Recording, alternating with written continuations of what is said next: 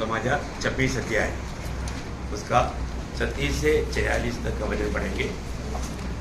मत्ती की सुसमाचार चैप्टर 26 वर्स 36 to 40। तब यीशु अपने चेलों के साथ गदसमनी नामक एक स्थान में आया और अपने चेलों से कहने लगा, यहीं बैठे रहना जब तक मैं यहाँ जाकर प्रार्थना करूँ।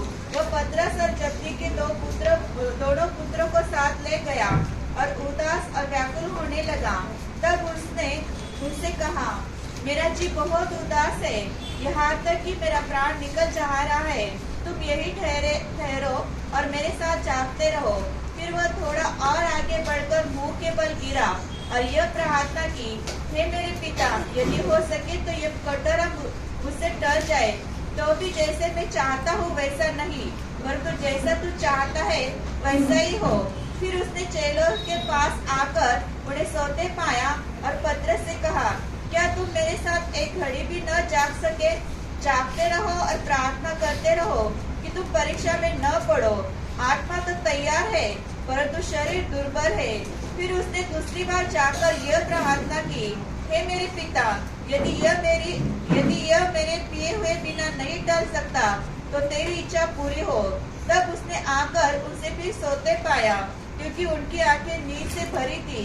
उसने उन्हें छोड़कर वह फिर चला गया और उन्हीं शब्दों में फिर तीसरी बार प्रार्थना की। तब उसने चेलों के पास आकर उनसे कहा, अब सोते रहो और विश्राम करो। देखो घड़ी आ पहुंची है और मनुष्य का पुत्र पापियों के हाथ पकड़ाया जाता है। उठो चले, देखो मेरा पकड़ने वाला निकट आ पहुंचा है। Praise the Lord.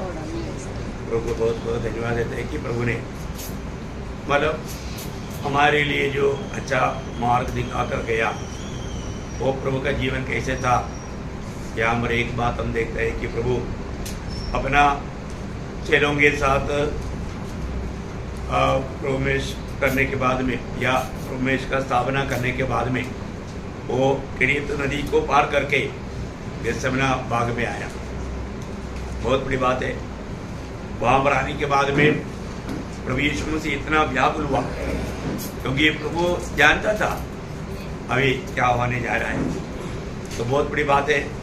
हर एक बात प्रभु के वचन के आधार में प्रभु जब सामना कर रहा था, एक एक कदम कैसे कैसे चल रहा था, आप देखिए प्रियो, है ना।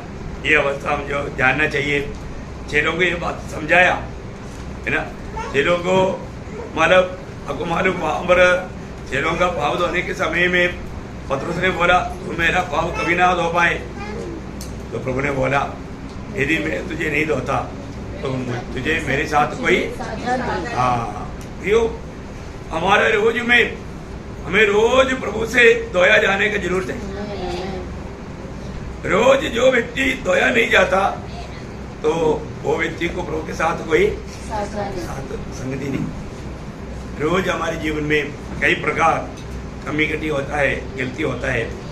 ये सारे बात बताने के बाद में अब देखिए प्रभु अपने चेलों को लेकर के किरीत नाल पार करके वो गेत्सेमनी बाग में पहुंचा।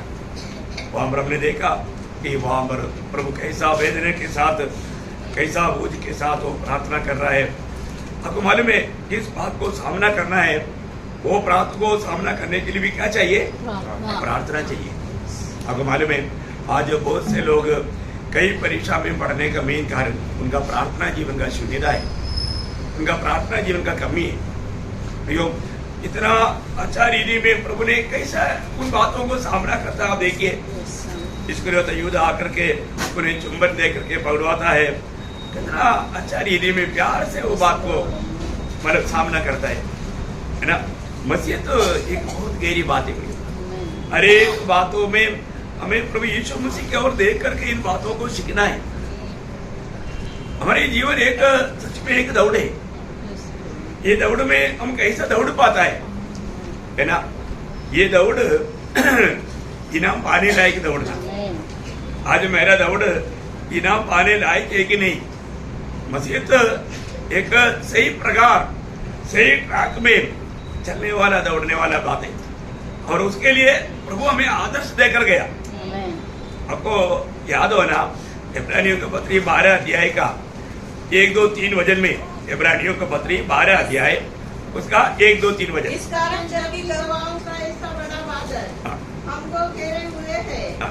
तो आओ हर एक रोकने वाली वस्तु और उलझाने वाले पाप को दूर करके वह दौड़ जिसमें हमें दौड़ना है, धीरज से दौड़े। देखिए, हमें जो दौड़ना है, कैसे दौड़ना? धीरज से दौड़े धीरे से दौड़े। हाँ। और विश्वास के करता हाँ। और सिद्ध करने वाले यीशु की ओर हाँ। ताकते रहे। देखा, हमारा हमेशा हमारा ध्यान, हमारा नजर प्रभु यीशु की ओर होना चाहिए। प्रभु यीशु की ओर ताकते रहे। हाँ। जिसने उस आनंद के लिए हाँ। जो उसके आगे धरा था, हाँ। लज्जा की कुछ चिंता न करके हाँ। क्रूस का दुख सहा। प्रियो, बहुत बड़ी बात है। यीशु मसीह ने हमारे लिए क्या सहा? क्रूस का दुख सहा।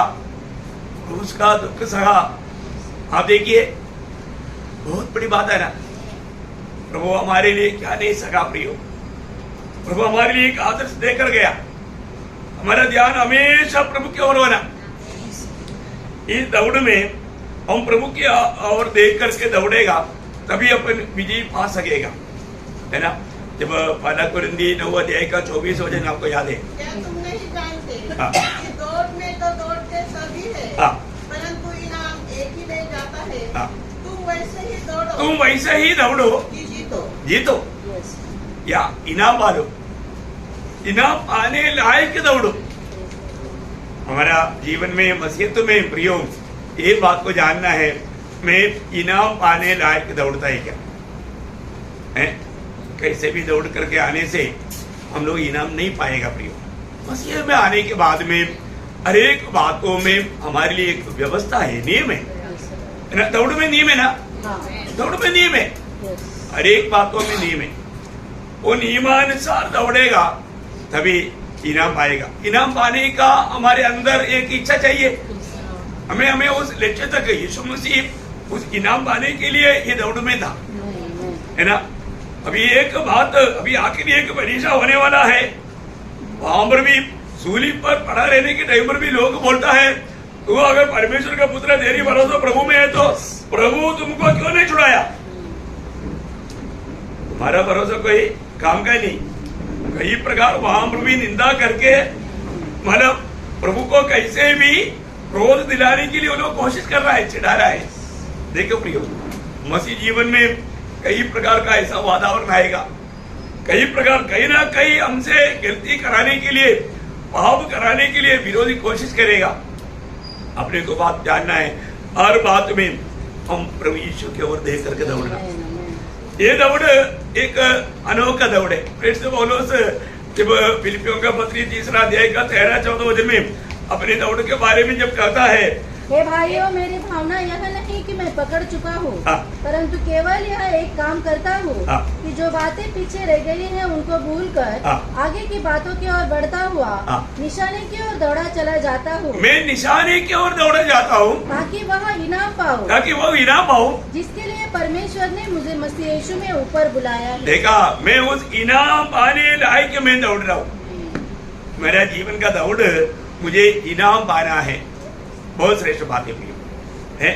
इसलिए इनाम पाने के लिए रुकावट आने वाला बातों को दूर करते हुए, है जीवन में आने वाला, हमारा आत्मीय जीवन में हमें रुकावट करने वाला, है ना। कई बार कई ऐसा कुछ विचार भावना हमारे अंदर शैतान लाएगा, अरे जाने से क्या फायदा, है ना।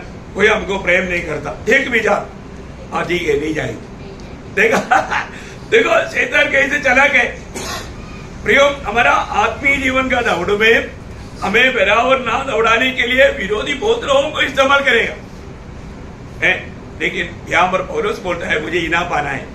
इसलिए पिछले जो भी बात हुआ वो सारे बातों को अभी मैं पकड़ कर नहीं रखा।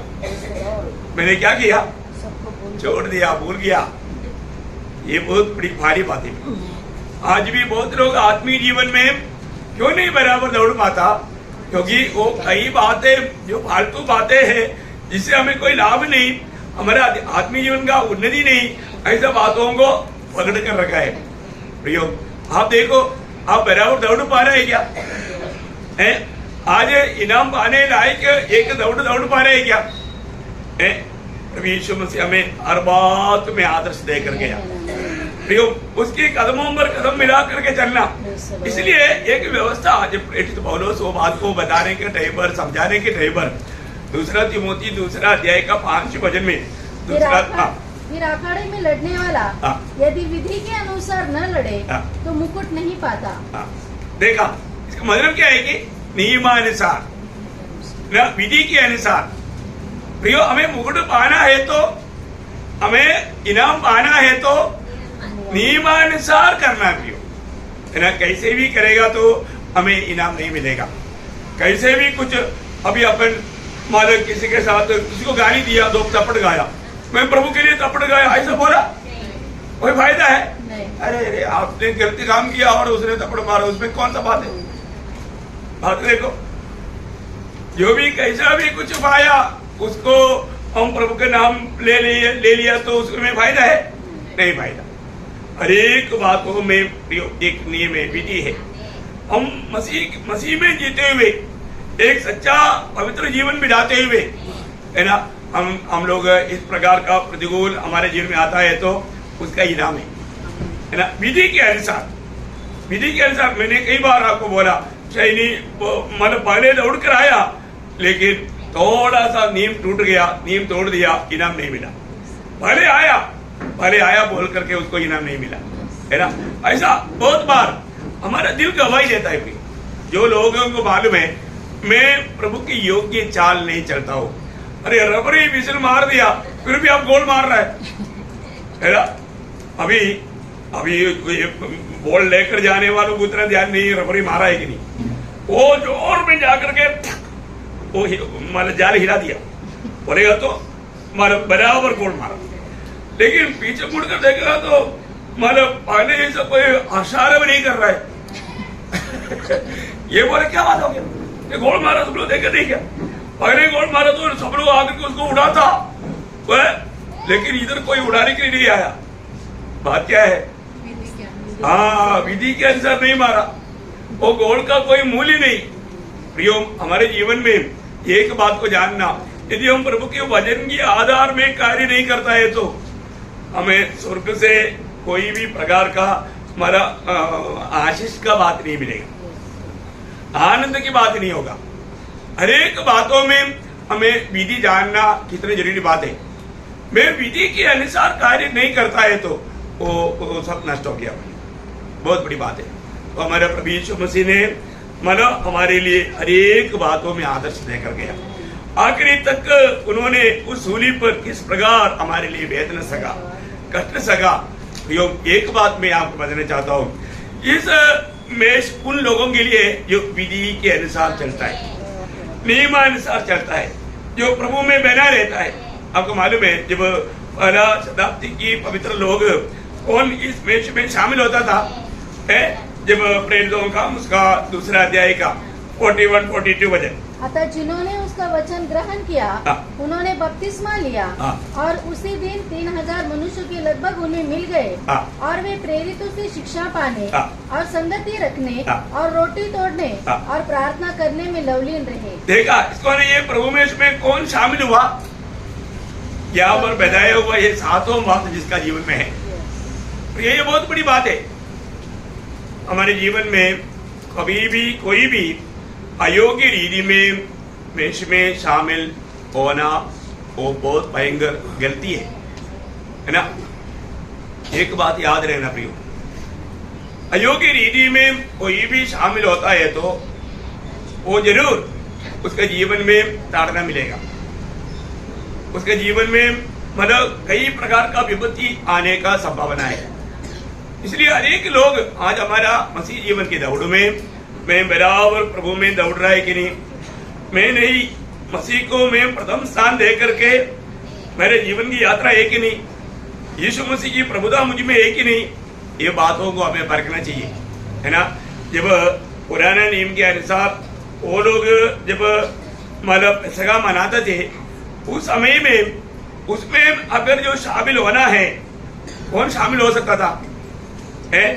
हाँ, इस्राएली लोग, जो विधि के अनुसार चलता है। अन्य जाति के लोग नहीं ले सकता था, है ना। 1-2 वचन मतलब एक्सोडस निर्गमन का किताब उसका 12 अध्याय का 43 वचन। यहोवा ने मूसा और हारून से कहा, हाँ। पर्व की विधि यह है, हाँ। कोई परदेशी उसमें से न खाए। देखा, कोई परदेशी उनमें से ना खाए। अभी बहुत बड़ी बात है, यहाँ पर हमारे बीच में बोलेगा तो कोई भी जो उधार नहीं पाया, जिनका उधार नहीं हुआ, वो उसमें से ना ले, है ना। उधार नहीं पाया वो लोग मेष में शामिल होना, ये बहुत बड़ा गलत बात है। और उसका 48 वचन भी पढ़ना, उसका 12 अध्याय का 48। और यदि कोई परदेशी तुम लोगों के संग रहकर हाँ। यहोवा के लिए पर्व को मानना चाहे, हाँ। तो वह अपने यहाँ के सब पुरुषों का खतना कराए, हाँ। तब वह समीप आकर उसको माने, हाँ। और वह देशी मनुष्य के तुल्य ठहरेगा। ठीक है, अगर खतना नहीं लिया तो नहीं ले सकता। खतना लिया हुआ लोग ले सकता, है ना। एकदम प्रभु के लिए जो अलग है वही लोग ले सकता, प्रियो। और एक बड़ा एक गंभीर व्यवस्था, उसका 12 अध्याय का 19-20 वचन पढ़ना, वही 12 अध्याय का 19-20। 7 दिन तक तुम्हारे घरों में कुछ भी खमीर न रहे, हाँ। वरन जो कोई किसी खमीरी वस्तु को खाए, हाँ। चाहे वह देशी हो चाहे परदेशी, हाँ। वह प्राणी इसराइलियों की मंडली से नष्ट किया जाए। देखा, नष्ट किया जाना मतलब कबीर बोलेगा तो आपको मालूम है पाप है।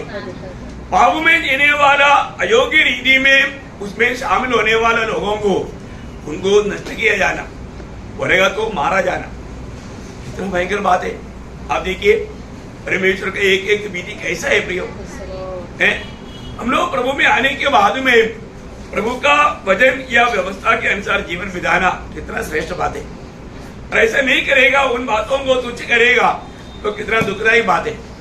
आज आपको मालूम है, आज ओरिजिनल खतना लिया वो लोग मंडली के लोग, ओरिजिनल। एक्चुअली पुराने नियम में भी ये तो बाहर का एक चिन्ह के रूप में बताया, तो भी उनको अंदर का भी खतना जरूरी था। उन लोगों का भी जब अनुवाद का किताब में लिखा है, अनुवाद का किताब उसका जैसा दिया है, उसका 16 वचन पढ़ना। इसलिए अपने अपने हृदय का खतना करो। हाँ, अपने अपने हृदय की खतना करो, मतलब हृदय में पूर्ण रूप में एक अलगवाई होना जरूरी बात है ना। मतलब हृदय से प्रभु का भक्ति करना। आज कितने लोग अपना हृदय की खतना रहित होकर के, नए नियम की मंडली के लोग भी आकर के मेष में शामिल होता है, वो बहुत भयंकर दुख की बात है। मतलब प्रभु को हृदय में प्रभुता नहीं। मतलब पत्रोस 3:15 में आप जानता है, मसीह को प्रभु मानकर अपने अपने हृदय में पवित्र समझो, बोलेगा तो पवित्र समझना प्रिय। अपना हृदय के राजा बनकर के प्रभु यीशु मसीह को अगर प्रभुता नहीं दिया और उसकी भावनाओं में, उसकी इच्छाओं में अगर जीवन नहीं बिताया, तो कितना बड़ा धोखा हो जाएगा, कितना बड़ा धोखा हो जाएगा, है ना। ओरिजिनल खतना पाया हुआ लोगों का बारे में जब रोमियो का पत्री मिलेगा, रोमियो का पत्री उसका 2रा अध्याय, उसका 28-29 वचन पढ़ना। क्योंकि यहूदी वह नहीं, हाँ। जो प्रगट में यहूदी है, हाँ। और न वह खतना है जो प्रगट में है, हाँ। और देह में है, हाँ। पर यहूदी वही है हाँ। जो मन में है, हाँ। और खतना वही है जो हृदय का और आत्मा में है, हाँ। न कि देह का। ऐसे की प्रशंसा मनुष्य की ओर से नहीं। देखिए, यहाँ पर हमारा मन की खतना, अपना हृदय की खतना, ये है नए नियम के लोगों के लिए महत्वपूर्ण बात। बाहर का खतना को आज कुछ भी महत्व नहीं, मूल्य नहीं, है ना। आज भी बहुत लोग, बहुत बार, मैं कई बार आपको बताया, ऐसा माना गलत शिक्षण लेकर के आता है, वो वापस वो व्यवस्था का अधीन करके हमें श्रावित बनाना चाहता है। ऐसा धोखा से बचकर रहना भी, क्योंकि पुराने नियम की बहुत से बातों को लेकर आने के टाइम पर जो सही में आत्मीय जीवन में उन्नति नहीं पाया, वो लोग ठोकर खाने का खतरा रहता है। इसलिए पौलुस गलाती मंडली में ज्यादा इस विषय में गड़बड़ी चलता था।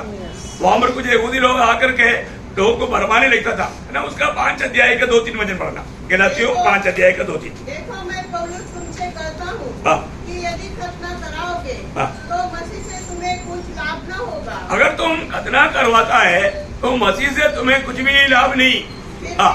फिर भी मैं हरेक खतना करने वालों को जताए देता हूँ हाँ। कि उसे सारी व्यवस्था माननी पड़ेगी। हाँ। तुम जो व्यवस्था के द्वारा धर्मी ठहरना चाहते हो, हाँ। मसीह से अलग अनुग्रह से गिर गए हो। देखा, अनुग्रह के द्वारा उद्धार पाए वजन अभी क्या हो गया, अनुग्रह से गिर गया। वापस वो पुराना नियम की लोगों की उस व्यवस्था में जाकर के वो श्रापित बनने के लिए चले जाता। इतना दुख भरा बात है प्रियो। कई रीति में लोग धोखा खा सकता है। आज मेरे जीवन में, इस मसीह जीवन की दौड़ में मैं एक सच्चा दौड़ पा रहा है कि नहीं। हर एक बातों में, जिन बातों में मुझे अलगवाई चाहिए, खतरा हमेशा अलगवाई को बताता है ना। अब अलगवाई सबसे बड़ी बात है जवान लोगों के बीच में। जवान लोगों को जब शादी की बात आता है, शादी की बात आने के टाइम पर कोई सुंदर लड़की, अगर कुछ धनवान लड़की मिल गया तो उसके साथ शादी कर देता है। प्रभु का वचन व्यवस्था देता है नहीं प्रिय। हमारे जीवन में शादी नहीं हुआ तो भी चलेगा, मसीह रहित होकर के जीना आनंद गाकर नरक में पहुंचाएगा। अपन कभी भी कोई चुनौती करता है तो प्रियो एक बात जानना, प्रभु में अगर नहीं है, एक विश्वासी को, आपको सबको मालूम है, दूसरा कुरिन्थी 6 अध्याय का 14-15 वचन। अविश्वासियों के साथ असमान जुए में न जुटो, हाँ क्योंकि धार्मिकता और अधर्मता क्या मेलजोल, हाँ, या ज्योति या अंधकार की क्या संगति। देखिए बहुत बड़ी बात है प्रियो, यहाँ पर क्लियर बात है, ये शादी की बात है।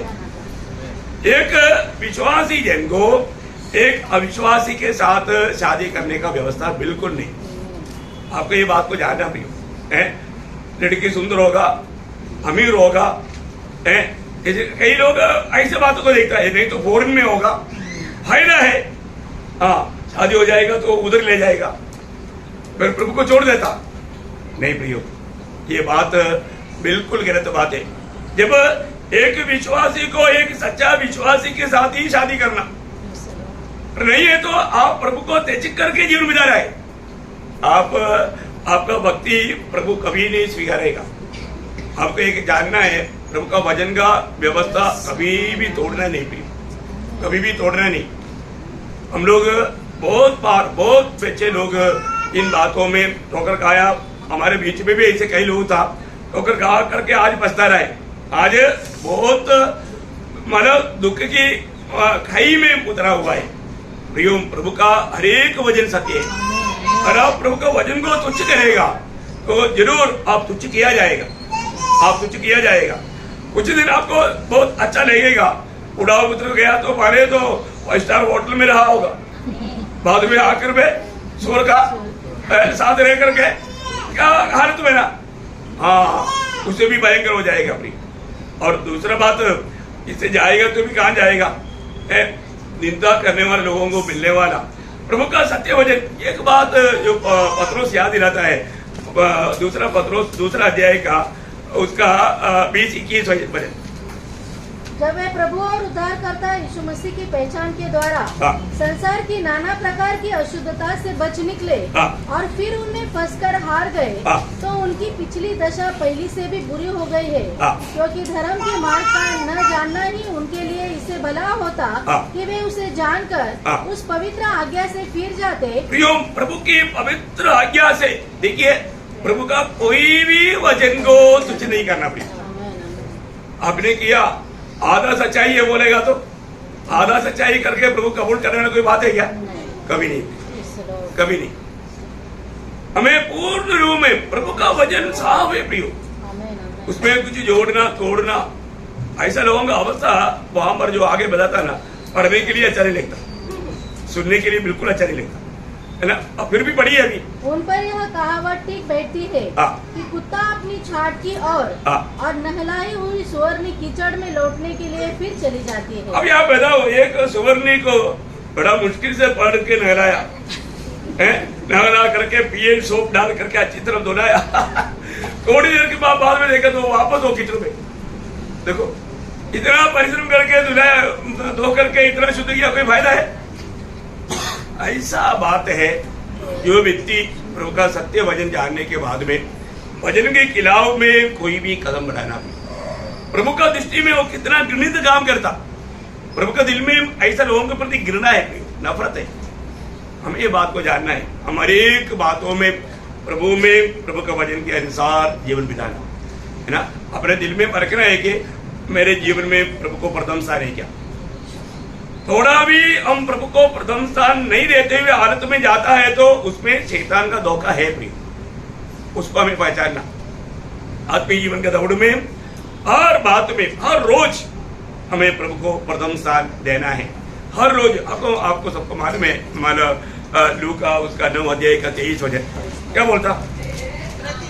हाँ देखिए, प्रतिदिन यदि कोई मेरे पीछे आना चाहे तो अपने आप का इनकार करे और प्रतिदिन अपना क्रूस उठाए हुए मेरे पीछे हो। देखा, प्रतिदिन हमें रोज प्रभु के पीछे चलना है तो हमें अपने आप को इनकार ना करिए, अपनी इच्छा, अपनी अभिलाषा, अपना मोह, ये सब त्यज करके प्रभु की इच्छा को अपना करके है। आपने अभी देखा, हम गेत्सेमने बाग में प्रभु यीशु मसीह ने 3 बार पिता से विनती किया, पिता हो सके तो ये प्यारा मुझसे हटा दे, तो भी मेरे इच्छा नहीं। प्रियो, मसीह लोगों का खूबी, वो कभी भी अपना इच्छा पूरा करने के लिए प्रार्थना भी नहीं करता। प्रार्थना हमेशा प्रभु की इच्छा पूरा करने के लिए। यदि उस उद्देश्य में हम प्रार्थना नहीं करता तो उसको प्रार्थना भी नहीं बोलता।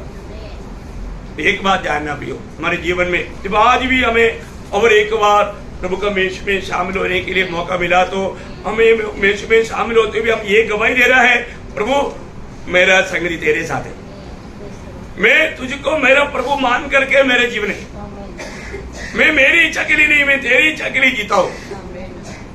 बहुत बड़ी बात है प्रियो।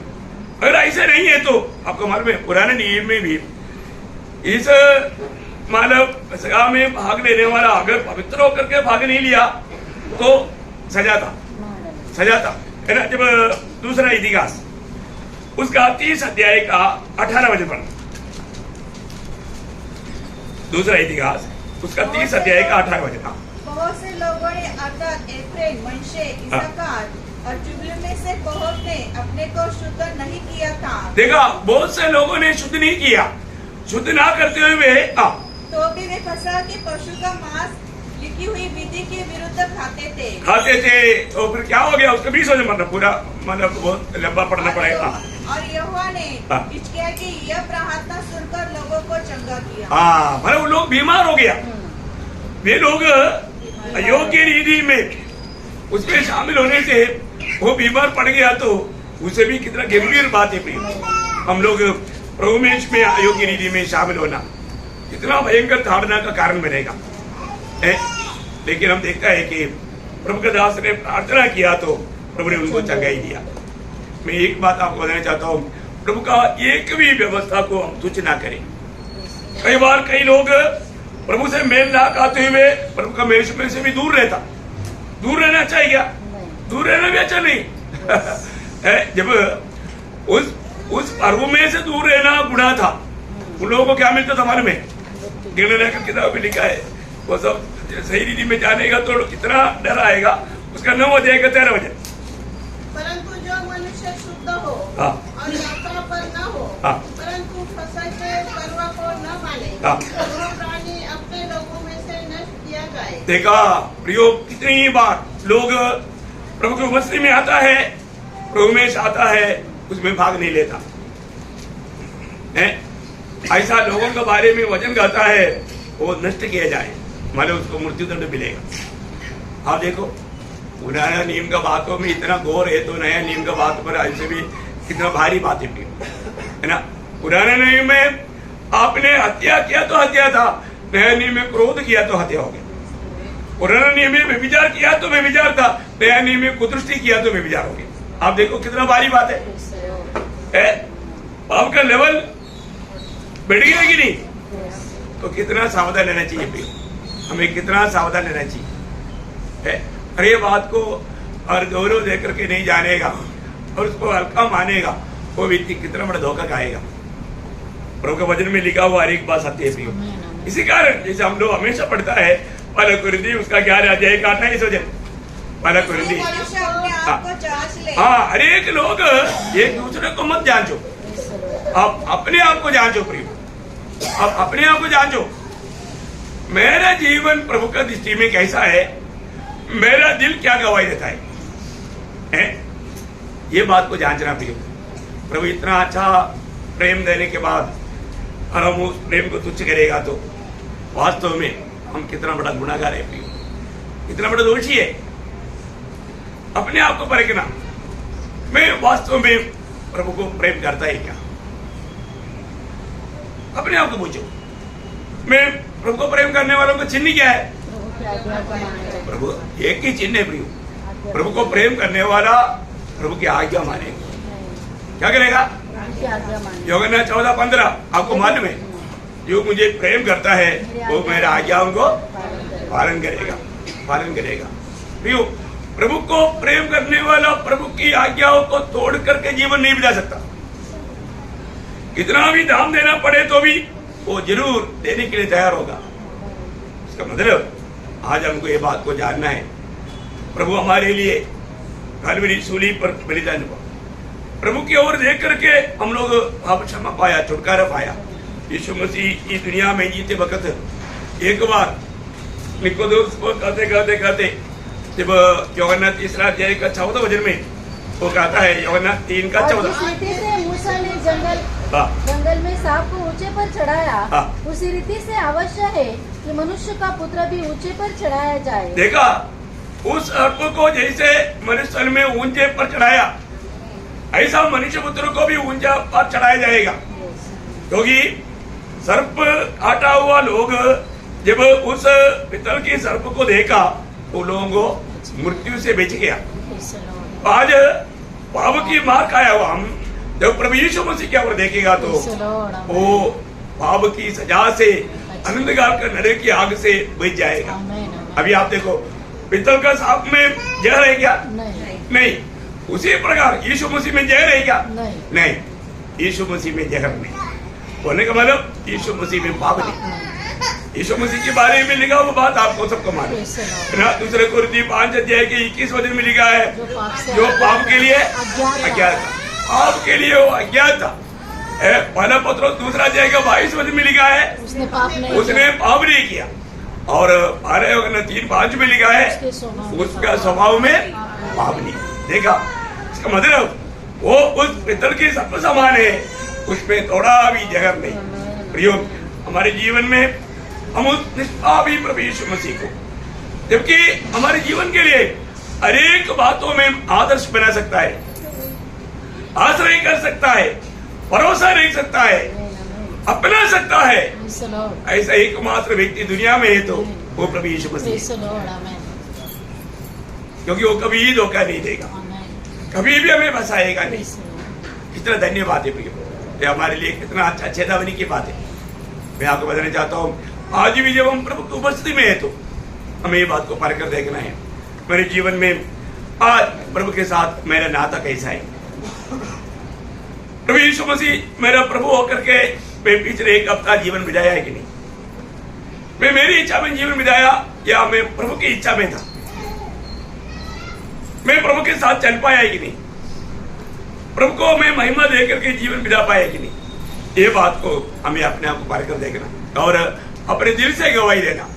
एक आखिरी शब्द में बढ़ाना चाहूंगा, पहले यूहन्ना 3 अध्याय का 21 वचन। हे प्रियो, यदि हमारा मन हमें दोष न दे, हे प्रियो, हमारा मन यदि हमें दोष न दे तो हमें परमेश्वर के सामने हिया होता है।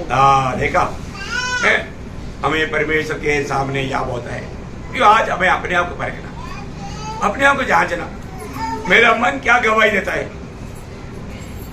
कितने लोग प्रभु को भूल करके, प्रभु मेरे साथ है ये बात को भूल करके प्रभु को दुख देने वाला कितने कामों में वो लेगा जा, कई काम, कई प्रकार का विचार, भावना, ये सब रह करके जीवन बिता के प्रभु को दुख दिया। प्रियो, क्या आपने सच में प्रभु से मेल खाया? जैसा प्रेरित पौलुस प्रेरितों का काम 24 अध्याय का 16 वचन में कहता है, मैं प्रभु के साथ और मनुष्य के साथ मेरा विवेक निर्दोष है, निर्दोष है। आज हमारा मन क्या गवाही देते प्रिय? सबके साथ हमारा मन एक मत है क्या? है ना? कई बार लोग अपने विषय में नहीं सोचता, दूसरे के बारे में सोचता है। प्रियो, आप दूसरे को मत परखो, आप अपना जिम्मेवार है, आप अपने जीवन को परखो। मेरे जीवन में आज मैं प्रभु की उपस्थिति में हूँ, प्रभु मेरा दिल को जानता है, प्रभु मुझे जांचता है, प्रभु मुझे परखता है, मेरे चार चरणों को प्रभु तोलता है, मेरे हृदय के विचारों और भावनाओं को प्रभु दूर से जानता है। उस प्रभु को उपस्थिति में मैं आया हूं। मेरा दिल क्या गवाही देता है, प्रभु मुझे में आनंद दे कि नहीं। मैं आज बहुत आनंद के साथ प्रभु की उपस्थिति में मैं प्रभु की आराधना कर पा रहा है कि नहीं, ये बात तो करें। बहुत सुंदर बात है। मसीह जीवन बहुत धन्य जीवन है, बहुत श्रेष्ठ जीवन है। तो इन वचनों के द्वारा अपने आप को जानते हुए परखते हुए योग्य रीति में शामिल होकर प्रभु का आगमन की बात जोड़ने के लिए हर एक लोगों को सहायता करें।